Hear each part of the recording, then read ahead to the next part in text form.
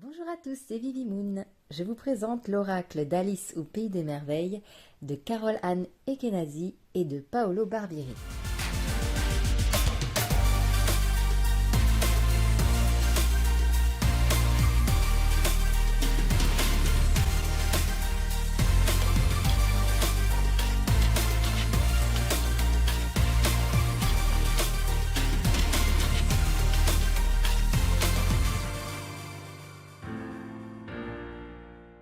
Ce jeu est édité aux éditions Intuitives, mais il provient également de chez Lo Scarabeo, l'éditeur officiel, ou en tout cas d'origine, pour la version anglaise. Alors on a eu beaucoup d'oracles ou de tarots basés sur l'histoire d'Alice au Pays des Merveilles, et je n'en ai aucun. Pourtant, j'aime beaucoup cette histoire parce elle est originale, elle est farfelue, elle est excentrique, elle est beaucoup de choses. C'est un sentiment parfois pas toujours agréable, je dirais, l'histoire d'Alice au Pays des Merveilles. Parce que c'est un monde de fous, c'est un monde absurde qui n'a ni queue ni tête, mais pourtant, malgré l'apparent foutoir que peut être cette histoire, il y a des choses bien plus profondes que ça qui nous sont révélées dans l'histoire d'Alice. Et forcément, pour un oracle, il y a matière. Et celui-ci a trouvé, grâce à mes yeux, notamment par les illustrations de Paolo Barbieri, qui a déjà à son actif pas mal d'oracles, et puis les textes de Carole Anne Ekenazi qui sont quand même très sympas aussi à lire, très agréables. Pour en avoir tiré une ou deux, c'est sans prise de tête, c'est simple, on comprend vite, on comprend bien, et voilà, c'est agréable à lire. On commence avec cette boîte qui est assez fine, mais on a quand même pas mal de cartes dedans. C'est juste que les éditions, alors pas les éditions intuitives, mais à la base, les éditions de Lo Scarabeo font quand même des cartes assez fines, assez souples. Alors voilà, une boîte simple, hein, rien de spécial pour celle-là. Voilà, le guidebook qui est totalement en noir et blanc et sans les cartes, hein. On a juste les numéros et le titre. Alors on va commencer par le début, ce serait bien. On a un petit prélude, comme à chaque fois, comment est né l'oracle, pourquoi, l'intérêt, comment l'utiliser, des propositions de tirage, un message des cartes.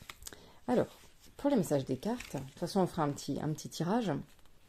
On a voilà, le numéro, le nom de la carte ou la phrase qui l'accompagne. On a d'abord la petite histoire par rapport à l'illustration de la carte, à quel moment de l'histoire ça se passe et pourquoi ça se passe. La signification de la carte dans le tirage et enfin une question qu'on peut être amené à se poser par rapport à cette carte. Voilà, donc le livret est très fin, très simple, mais il est très très compréhensible dans tous les cas. Il n'y a pas besoin forcément d'en faire plus. Les tranches sont neutres. Voici le dos.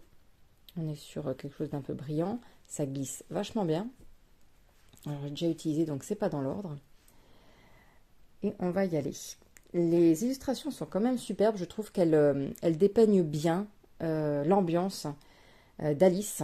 Après, il en existe de toutes sortes, mais je trouve que cette Alice là-dedans, elle a un petit côté un peu plus aventureux, un peu plus garçon manqué, un peu, je sais pas, elle me fait penser à un truc un peu steampunk, certainement à cause de ses habits, mais du coup, voilà, ça fait encore plus étrange, plus décalé. En tout cas, l'univers graphique m'a franchement parlé, et c'est pour ça que j'ai choisi cet oracle d'Alice et non pas un autre.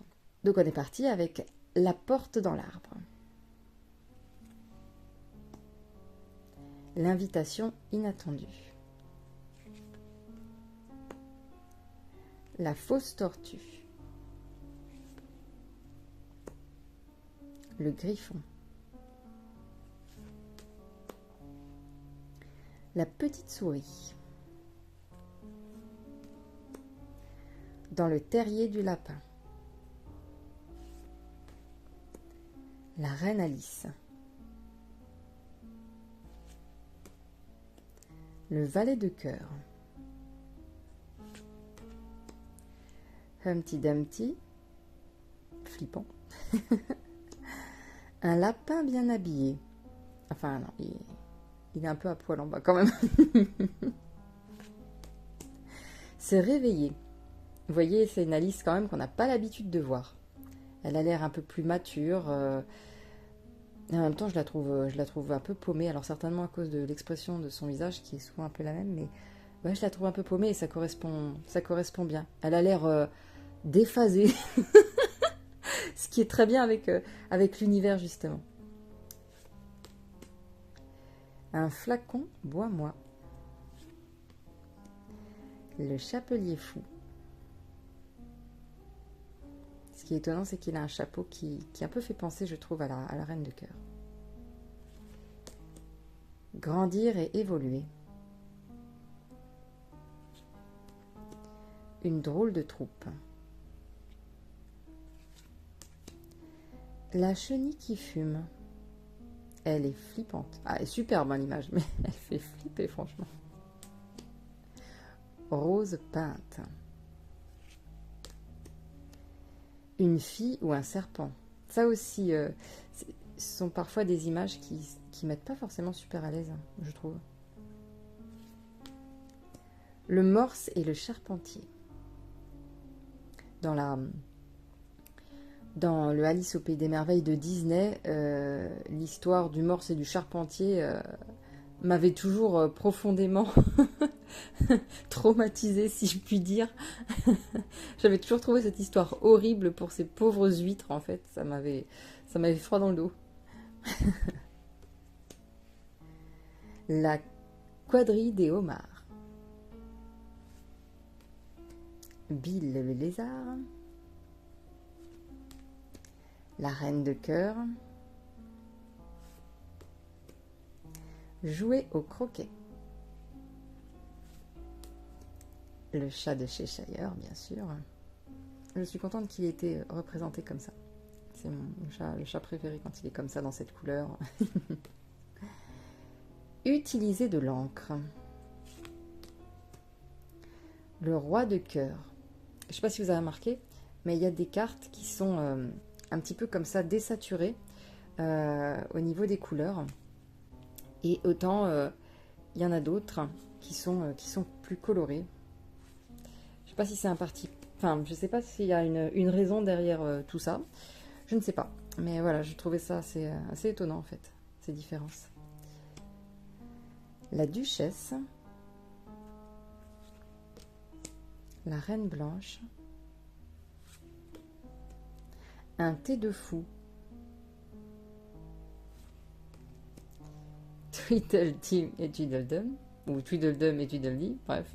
En tout cas, ils sont moches comme tout, ils sont affreux, ils font peur. Trop de larmes. Toutes les illustrations où il y a Alice dessus, je les trouve superbes. Bon, petite mention aussi pour le chat de Cheshire, bien sûr, mon petit chouchou. Mais toutes celles où il y a Alice, je les trouve très, très réussies. La cuisinière de la duchesse. Apercevoir un lapin blanc. Et il y a un petit côté un peu, je sais pas, un petit côté steampunk qui ressort. Le lion et la licorne. Une porte sur un nouveau monde. Ce que j'aime bien aussi, c'est qu'ils lui ont mis comme collier des dés, un peu comme les dés du destin, ou du hasard. Et pour finir, on a le jury. Vous voyez par exemple Alice, là, hop là. Il doit y avoir un parti pris parce qu'on dirait franchement que... Là, on dirait presque une ébauche de dessin et on dirait que celle-ci, elle est plus élaborée. Voilà, donc je sais pas. Regardez entre les deux Alice, je sais pas pourquoi tout ne se suit pas de la même façon au niveau du graphisme, mais bon après, bon, ça me gêne pas plus que ça, mais c'est assez étonnant. Allez, on va faire un petit tirage pour voir un petit peu ce que le livret nous dit. Juste une carte comme ça, sans prise de tête. Hop. Elle glisse par contre, elle glisse vachement bien. Je l'ai déjà dit, mais je le redis. Alors, on a le griffon. que nous dit-on pour le griffon? Alors, dans l'histoire, la reine de cœur ordonna à cette créature mythologique, dont la tête et le corps sont respectivement ceux d'un aigle et d'un lion, d'emmener Alice rencontrer la fausse tortue. Le griffon s'avéra avoir des manières un peu rudes, faisant preuve d'un manque de bienveillance à l'égard d'Alice et disant que la reine et la fausse tortue n'étaient pas en phase avec la réalité et qu'elles imaginaient trop de choses. La signification dans un tirage. Retroussez-vous les manches et cessez de confondre ce que vous croyez et ce qui se passe. L'imagination aide à créer de nouvelles idées et de nouveaux concepts. Mais si vous en venez à croire tout ce qu'elle vous dit sans discernement, alors vous aurez de gros problèmes. Vouloir n'est pas toujours obtenir, et votre perception actuelle ne correspond pas à la vérité de la situation. Question qu'on peut être amené à se poser. Êtes-vous capable de différencier ce que votre imagination souhaite voir et ce qui se passe réellement? Voilà, j'aime beaucoup ce petit oracle, notamment parce que voilà, avec le livret, j'aime bien comment il fait le livret, j'aime bien comment ils disent les choses. Ça change un petit peu. On a des choses un peu différentes. Alors, bien sûr, ça se retrouve toujours, hein, les mêmes questionnements, hein, ça tourne autour des mêmes thèmes, mais malgré tout, je trouve que il y a quand même un plus. Il y a quand même un plus par rapport à d'autres oracles. Je le trouve intéressant pour les quelques fois où je l'ai tiré. Franchement, c'était sympa. Voilà, j'espère que la présentation de ce jeu vous aura plu. Je vous fais à tous plein de gros bisous et je vous dis à très bientôt. Prenez soin de vous.